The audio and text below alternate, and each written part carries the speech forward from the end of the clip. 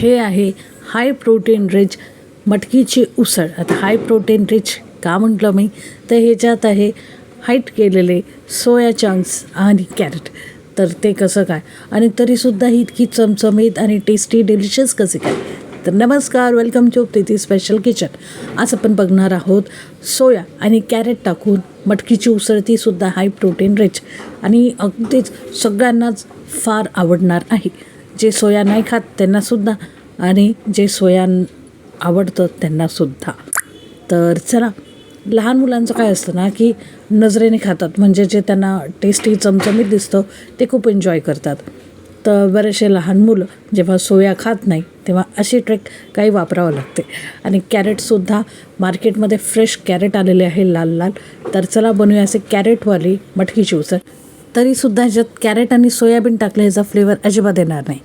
तर इथं आहे लागणारे साहित्य: मध्यम आकाराचा कांदा घेतलेला बारीक चिरून, कॅरेट घेतलेलं अर्ध किसून आणि सोयाबीन घेतले भिजवून त्याला क्रश करून घेतलेले आहेत मिक्सरमध्ये.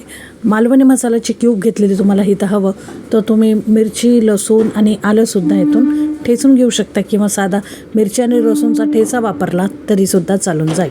मालवणी मसाल्याची क्यूबची लिंक मी दिली डिस्क्रिप्शन बॉक्समध्ये, जाऊन नक्की चेक करा. आणि फ्रेश कढीपत्ता घेतले 5-6. सुक्या मसाल्यांमध्ये इथं हळद घेतली 1 चमचा, लाल तिखट घेतले 1 चमचा आणि धने जिरे पावडर घेतले 1 चमचा. आता मटकीची उसळ करायची तर मटकी आहे इथं मोड आणलेली मी घरीच. आदल्या दिवशी सकाळी भिजत ठेवायची, त्याला संध्याकाळी 5-6 तासानंतर पाण्यातून उपसायची, चाळणीत ठेवायची आणि 5-6 तासानंतर छान त्याला मोड येतात. तर मटकीची उसळ रेडी आहे, मोड आलेली. आता उसळ बनवूया. पॅन ठेवला गरम करायला, स्वच्छ धुवून घेतलेला पॅन आहे, त्याला ड्राय झाला, गरम झालं, त्यात टाकलं तेल, अगदी 2 ते 2.5 चमचे तेल टाकलं.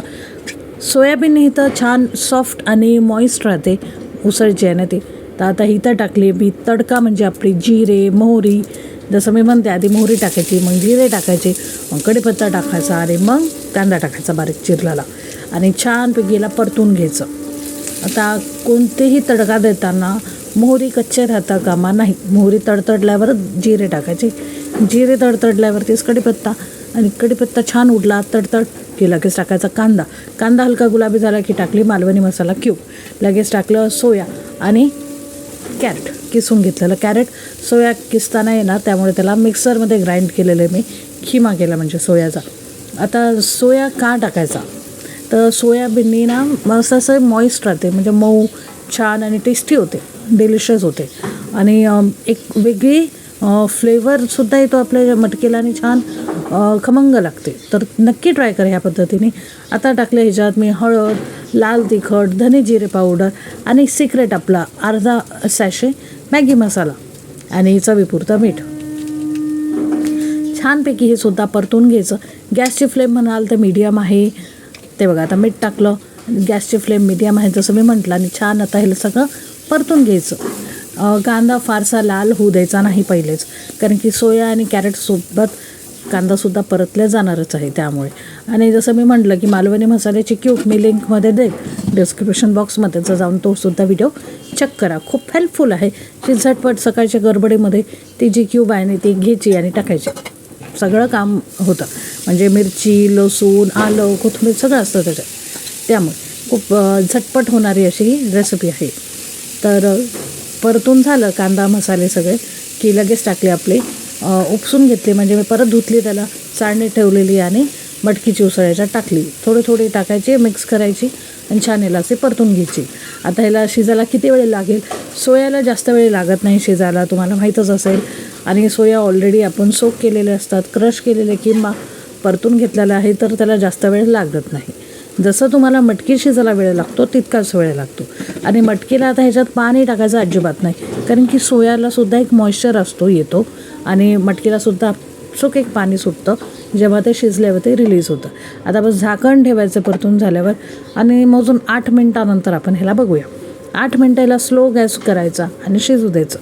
8 मिनटानंतर आपण बघूया, थोडंसं परतून घेऊया आणि ह्याच्यावरती कोथिंबीर कापूया. त्यापर्यंत 8 मिनटानंतर आपण ह्याला बघत आहोत आणि त्यापर्यंत आपण कोथिंबीर कापूया ह्याच्यासाठी. आता जसं मी म्हटलं की कोथिंबीर ऑलरेडी त्या क्यूबमध्ये आहे, पण तुम्हाला जर वरून टाकायची असेल तर नक्की टाकू शकता, नाही टाकली तरीही चालेल.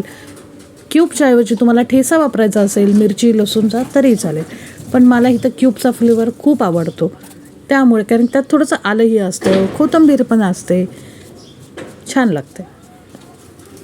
नक्की बनवा तुम्ही तीसुद्धा क्यूब. पटकन असं झटपटमध्ये ना कामाला येते ते क्यूब.